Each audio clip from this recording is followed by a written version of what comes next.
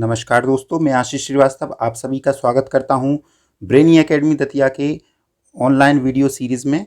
और जैसा कि आप सबने थंबनेल में देख ही लिया है कि आज मैं आप सबके साथ डिस्कस करने वाला हूं बहुत ही इम्पोर्टेंट टॉपिक के बारे में कि जो प्राइमरी टीचर एलिजिबिलिटी टेस्ट है उसमें आप अपना श्योर सिलेक्शन किस तरीके से कर सकते हैं।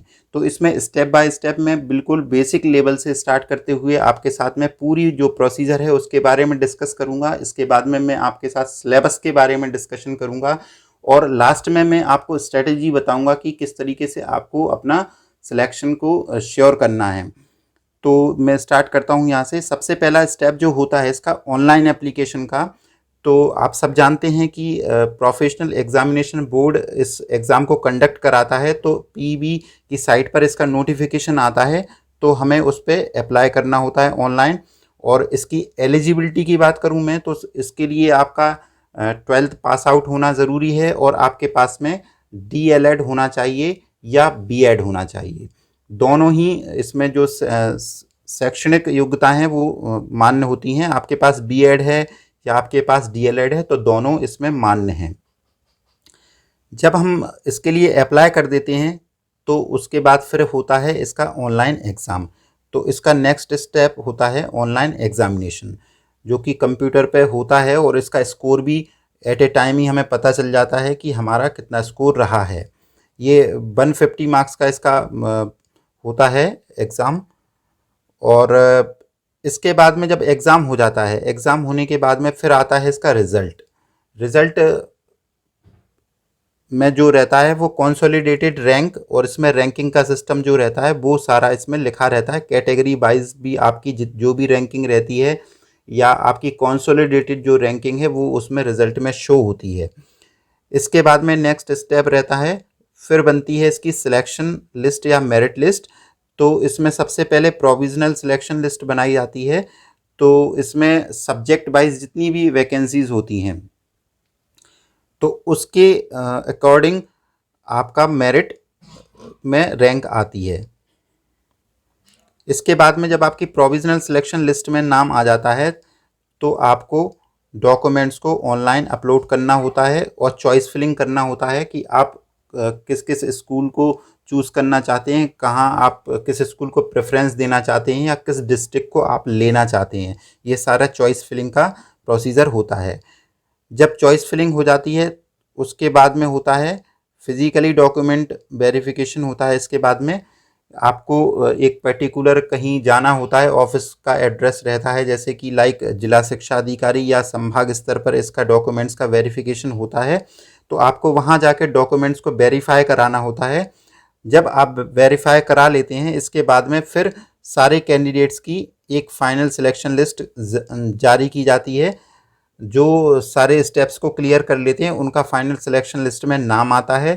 और जब फाइनल सिलेक्शन लिस्ट में नाम आता है तो फिर एक स्कूल अलॉटमेंट लेटर सभी के लिए जारी किया जाता है, जो भी सिलेक्शन लिस्ट में होते हैं उनके लिए। और उस अलॉटमेंट लेटर में ये लिखा हुआ होता है कि आपको किस स्कूल में किस डेट में ज्वाइन करना है, और आपको फिर उस ज्वाइनिंग लेटर मिलता है ऑफिस से और वहाँ से ज्वाइनिंग जाके लेना पड़ता है आपको।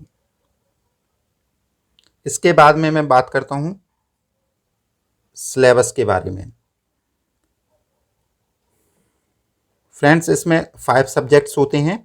5 सब्जेक्ट्स का इसमें क्वेश्चंस आते हैं। 30 मार्क्स के इसमें रहते हैं ये, और 30 मार्क्स के 30 क्वेश्चंस रहते हैं। 1 मार्क का 1 क्वेश्चन, तो ये टोटल हो जाता है 150 मार्क्स।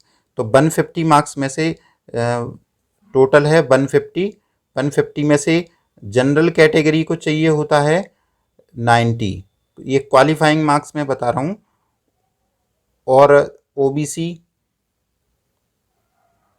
एससी और एसटी, इन सभी को चाहिए होता है 75 मार्क्स। इसके अलावा फ्रेंड्स हैंडीकैप्ड को भी 75 मार्क्स चाहिए होते हैं, और भी जो इसमें रिजर्वेशन में जो भी आते हैं उन सबको 75 मार्क्स चाहिए पड़ते हैं। अदरवाइज़ इसका जो क्वालिफाइंग मार्क्स है वो है जनरल कैटेगरी के लिए 90 मार्क्स।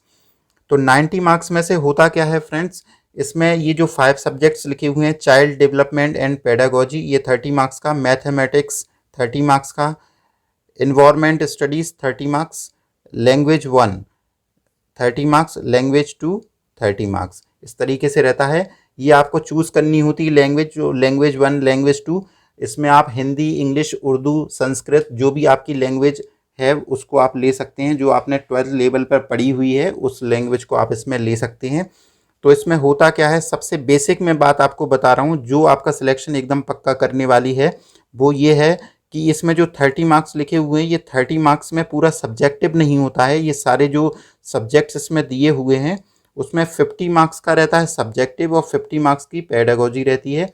तो पेडागोजी में क्या होता है फ्रेंड्स, उस सब्जेक्ट को कैसे पढ़ाना है या जो भी उसमें पेडागोजी के अंतर्गत जो क्वेश्चंस रहते हैं वो आते हैं 15 मार्क्स के। तो subjective 15 marks plus pedagogy 15 marks और ये 30 मार्क्स की पेडागोजी। तो यहाँ समझने वाली बात ये है, अगर आपको अपना सिलेक्शन पक्का करना है तो आपको मेनली पेडागोजी की प्रिपरेशन पर ध्यान देना होगा।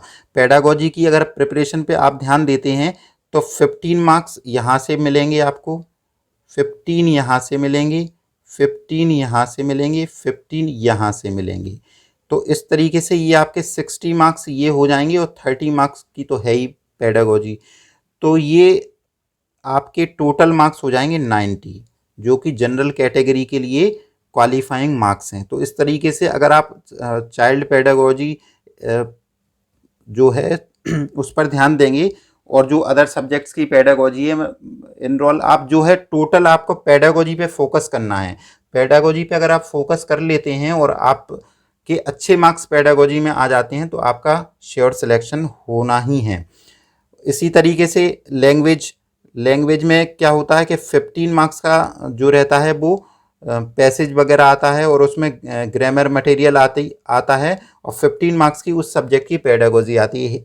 लैंग्वेज 1 और 2 में आप दोनों ही लैंग्वेज आपको सिलेक्ट करनी होती है कि आपको फर्स्ट में कौन सी लैंग्वेज लेनी है, सेकंड में कौन सी लैंग्वेज लेनी है।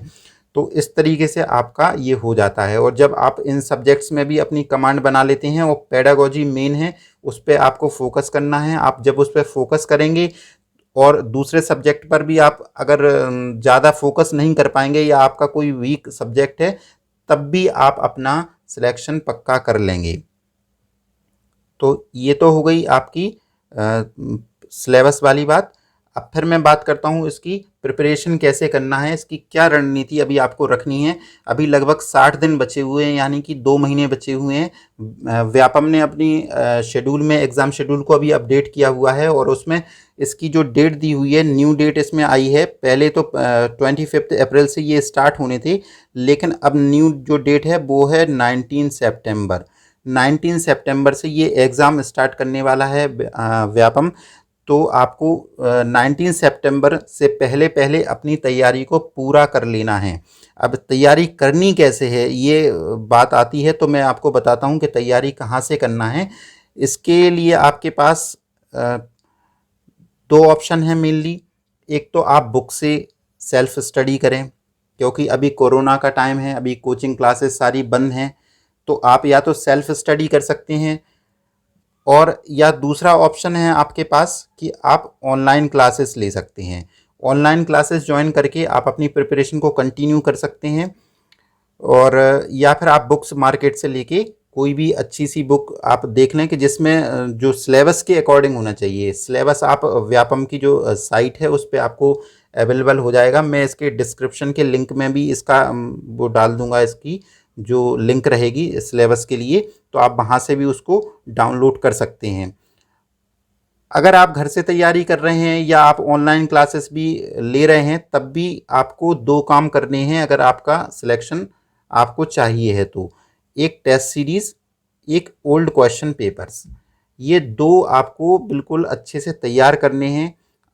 मैं बिल्कुल रिकमेंड करूंगा कि बिना टेस्ट सीरीज़ के आपको कहीं ना कहीं लॉस ज़रूर होगा। टेस्ट सीरीज़ ज़रूर लेना है आपको, वो कहीं से भी लें आप। कई सारी जो ऑनलाइन कोचिंग्स हैं या ऐप्स हैं उनके थ्रू अवेलेबल है टेस्ट सीरीज़। हमारी भी टेस्ट सीरीज़ अवेलेबल है। यदि आपको टेस्ट सीरीज़ इसकी चाहिए है तो आप नीचे लिखे इस नंबर पे कांटेक्ट कर सकते हैं, तो आपको टेस्ट सीरीज़ प्रोवाइड कर दी जाएगी। टेस्ट सीरीज़ से बहुत ही इफ़ेक्टिव रिज़ल्ट आते हैं। इसके अलावा आपको ओल्ड क्वेश्चंस की प्रिपरेशन करनी है। ओल्ड क्वेश्चन के लिए आप बुक्स परचेज कर सकते हैं या फिर ओल्ड क्वेश्चन पेपर आप डाउनलोड कर सकते हैं। चूँकि अभी काफ़ी लंबे टाइम के बाद में वर्ग 3 का एग्ज़ाम हो रहा है, तो थोड़े से अभी उसका मटेरियल मिल पाना मुश्किल रहता है। तो आप एक काम कर सकते हैं। अब मैं आपको एक बात बताता हूँ कि ये जो वर्ग 3 का सिलेबस है, इसका जो एमपी टेट वर्ग 3, तो ये सी टेट के सेम सिलेबस ही है। CTET। आप अगर इसके ओल्ड क्वेश्चंस को प्रिपेयर कर लेंगे तो आपका ग्रेड 3 का भी प्रिपरेशन इसी से हो जाएगा। तो आपको कुछ नहीं करना है, आपको सी टेट के ओल्ड क्वेश्चंस पेपर को में जो भी क्वेश्चंस हैं उनको सॉल्व करना है, उनको लर्न करना है। तो ऐसे आप अपने ओल्ड क्वेश्चन पेपर्स की प्रिपरेशन कर सकते हैं। और ऑनलाइन टेस्ट सीरीज़ आप ज़रूर परचेस करें और टेस्ट सीरीज़ से तैयारी करते रहें, तो आपका 100% सिलेक्शन हो जाएगा। At last, best of luck. Thank you for watching this video. आप मोर इन्फॉर्मेशन या मोर वीडियोस के लिए आप इस पे कांटेक्ट कर सकते हैं नंबर पर, या हमारे यूट्यूब चैनल से भी आप देख सकते हैं। इसके अलावा हमारा फेसबुक पर भी ब्रेनी एकेडमी दतिया के नाम से पेज है, आप उसको सब्सक्राइब कर सकते हैं, ब्रेनी एकेडमी दतिया। आप इस पेज को फेसबुक पर लाइक कर सकते हैं, brainy academy Datia. Thank you so much.